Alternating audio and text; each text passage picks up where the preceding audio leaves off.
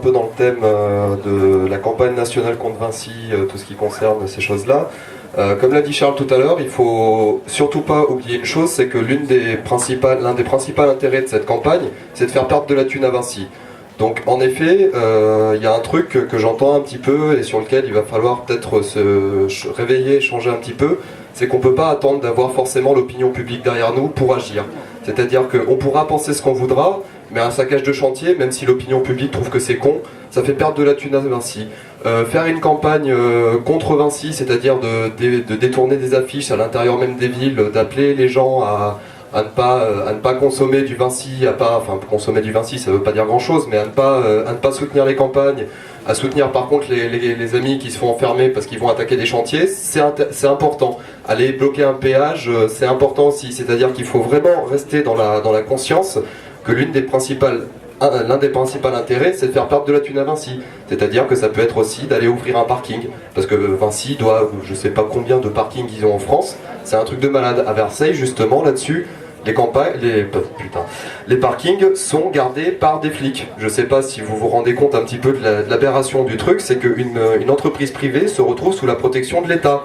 Il faut dénoncer ce genre de choses, mais il faut aussi agir contre. C'est-à-dire qu'on peut pas se contenter non plus d'être dans la manifestation plan-plan, parce que là actuellement ils sont en train de construire une autoroute à Kimki, ils sont en train de défoncer le Val de Sud, ils vont défoncer le bocage de Nantes, sans compter que Vinci ça construit des prisons, Vinci ça construit des centrales nucléaires, et il faut aussi réussir à détruire cette image que peut avoir Vinci de gentille entreprise partenariat public-privé qui fait des super centres de réinsertion par le travail. C'est pareil, ces choses-là, il faut aussi les attaquer, c'est-à-dire peut-être pas de front en balançant des cocktails Molotov dessus, mais d'aller manifester devant ces choses-là. Tous les chantiers qu'on Vinci actuellement, il s'agit d'aller les taguer, il s'agit d'aller les attaquer. Donc je pense que concrètement, là, l'opinion publique, c'est plus le problème. Que l'opinion publique, de toute façon, ne sera jamais derrière ce genre de choses, parce que l'opinion publique se fait bouffer le cerveau constamment par tout un tas de conneries. On pourra entendre, je sais pas, moi, des dangereux anarchistes autonomes ont attaqué un gentil chantier de Vinci, et c'est ce qui se passera de toute façon.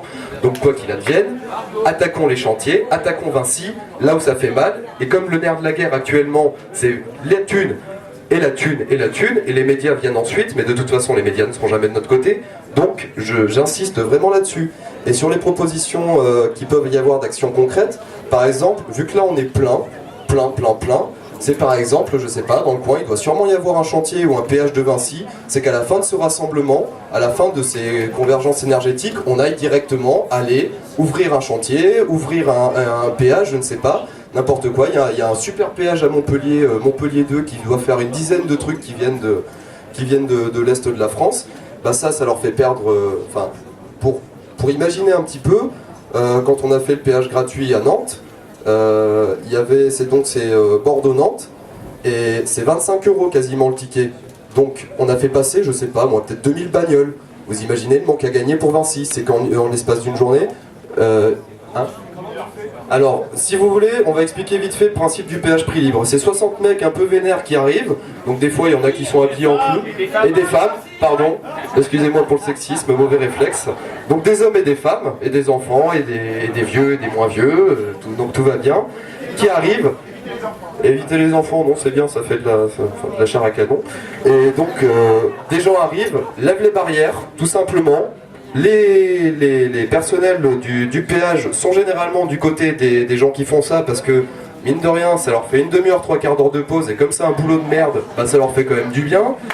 Et qu'à côté de ça, il y a des groupes qui se sont formés. Alors par contre ça nécessite un minimum d'organisation, c'est-à-dire que des groupes se forment par affinitaire, en règle générale c'est comme ça que ça se passe, avec une personne qui distribue des tracts, une personne qui discute, et une personne qui récupère les sous avec la caisse, et qui incite quand même un petit peu à filer 1 € au lieu de 25 à ces gros enculés de Vinci.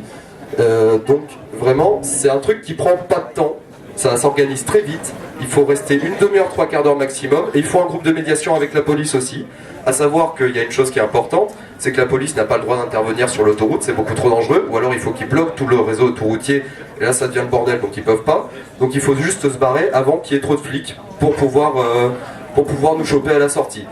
Donc, et en plus c'est rigolo, c'est sympa, on s'entend bien, on s'amuse bien, on fait plaisir aux automobilistes, et après on peut aller aller foutre du sucre dans des appareils de chantier sur les chantiers de Vinci. Mais vraiment, le péage prix libre, ça reste un truc génial.